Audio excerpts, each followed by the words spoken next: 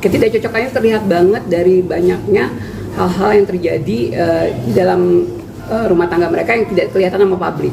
Dan menurut saya apa yang terjadi pada saat ini penerangan secara spiritual pribadi ya, secara pribadi seorang sang cenayang untuk memberitahu bahwa memang dari awal sebelum ada pernikahan Dede dan kakak ini, saya melihat secara spiritual itu memang ada kondisi yang secara aura itu tidak cocok gitu loh. Ketidakcocokannya terlihat banget dari banyaknya hal-hal yang terjadi di dalam rumah tangga mereka yang tidak kelihatan sama publik. Dan menurut saya apa yang terjadi pada saat ini, adalah bom waktu yang sudah ditahan oleh si Dede ya atas semua sikapnya si kakak, dan akhirnya bom waktu itu akhirnya meledak. Kondisi seperti itu yang saya lihat seperti itu secara spiritual dan secara aura. Memang auranya si Dede ini aura emas, tapi menurut saya aura si kakak bertabrakan dengan aura si Dede, karena kondisinya secara aura aku melihatnya banyak ketidakcocokan yang ternyata aku lihat nih kapan nih bom waktu ini akan meledak. Menurut aku secara spiritual ya, aku tungguin karena aku udah melihat ini dari 2021.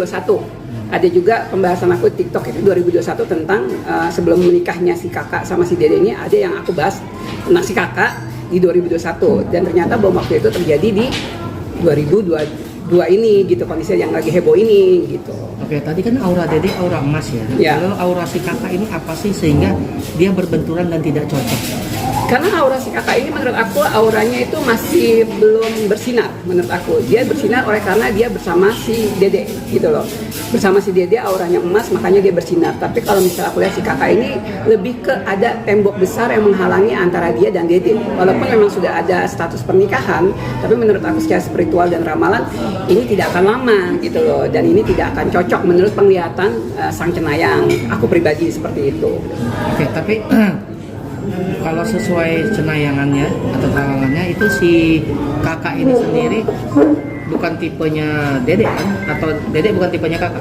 Sebenarnya sih Dede itu menurut aku bukan tipenya kakak.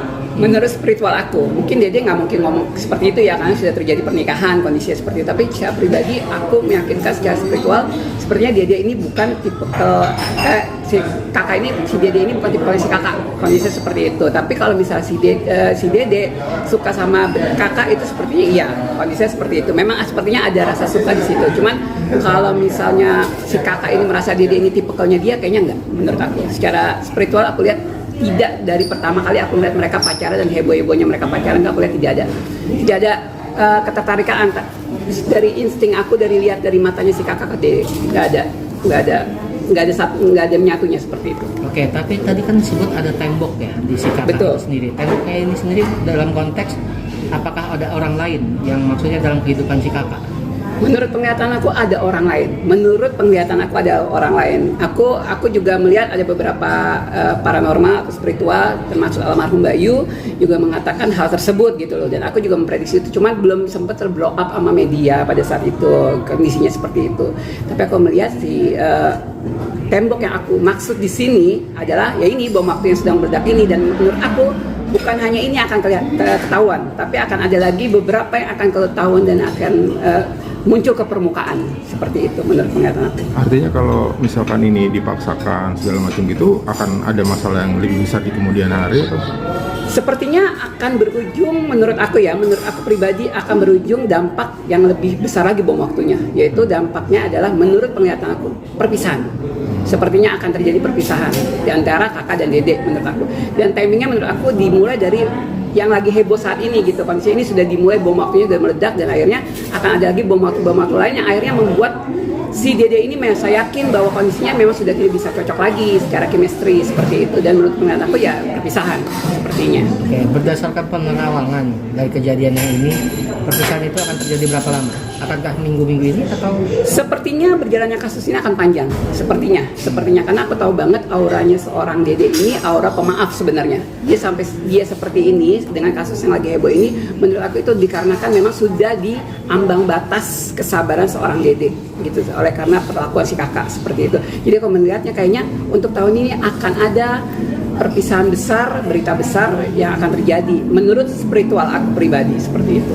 Jadi dia sebenarnya gampang luluh sebenarnya dari itu. Ya, karena memang sepertinya aku lihat nih banyak banget kata maaf yang terjadi nih dari si Dede ke kakak nih, apa perlakuannya kakak itu banyak banget yang dimaafin sama si Dede. Aku lihatnya seperti itu. Tapi di depan publik sepertinya dia menahan hal itu. Jadi matanya si Dede tuh di beberapa acara aku lihat ya, bener-bener kayak menahan beban yang begitu luar biasa.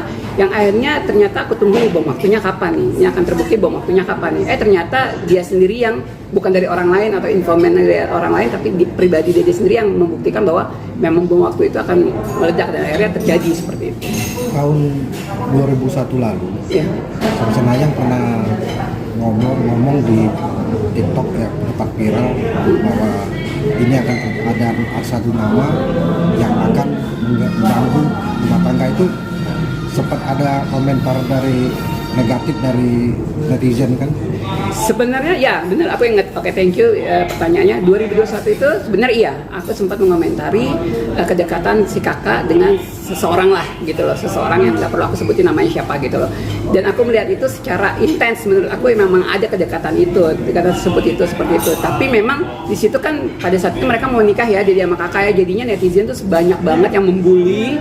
Aku pribadi di TikTok, bisa dilihat TikToknya itu banyak banget yang menghujat seakan-akan aku pansos seperti itu gitu. Jadi pada saat sekarang ini terbukti ternyata walaupun aku mungkin orang yang aku sebutkan di video itu inisialnya mungkin bukan yang orang yang dituju di dalam permasalahan ini, tapi menurut aku ada poin-poin penting di dalamnya, ada sesuatu menurut aku seperti itu. Tapi kan sekarang banyak orang yang memperkirakan ini bakal berakhir gitu. Ya. Gitu. Tapi ada juga yang masih mungkin berharap. Gitu.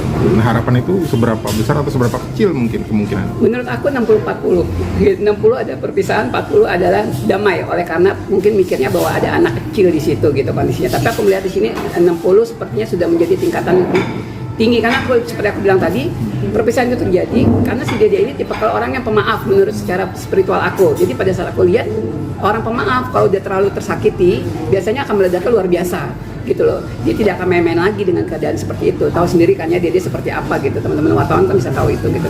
Jadi menurut aku 60% 40% sepertinya. 60% adalah perpisahan, 40% adalah sesuatu yang saling memaafkan mungkin karena di latar belakangan alasan tertentu seperti itu. Berarti masih ada kemungkinan walaupun kecil dan riskan seperti itu ya? Sepertinya kemungkinan sangat kecil menurut pribadi Sang Cenayang gitu. Sebenarnya sangat kecil gitu loh kondisinya untuk berbaikan lagi. Karena menurut aku orang sabar seperti Dede, udah terlihat kan teman-teman bisa melihat sendiri bahwa bisa sampai sebegitunya menggunakan pengacara juga sampai serius itu, sampai kepolisian juga membuat jumpa pers tentang KDRT tersebut. Jadi menurut aku ya aku yakin sih itu sudah sangat titiknya di mana Dede akan berpisah sama kakak seperti itu. Di salah satu podcast